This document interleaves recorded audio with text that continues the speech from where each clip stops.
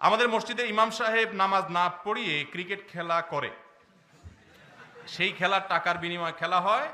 তিনি বলেন আমি শরীর চর্চার জন্য খেলছি, আমি টাকা নেই না, টাকা দেই।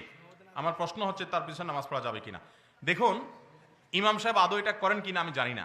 এই ধরনের প্রশ্ন দিয়ে এরপর ইমাম সাহেবকে ফাঁসাবেন, সমাজে যায় তারে কোণঠাসা করবেন, সেটা যদি ভুলভাল তথ্য দিয়ে করেন তাহলে আল্লাহর কাছে অবশ্যই আপনি দায়ী থাকবেন, এমনটি করা উচিত না।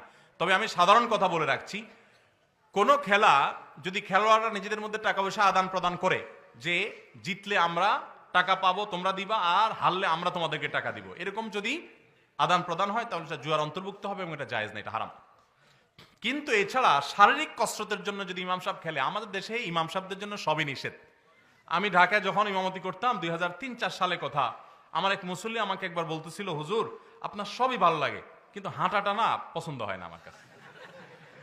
পরে আমি বললাম, আপনি কি আমাকে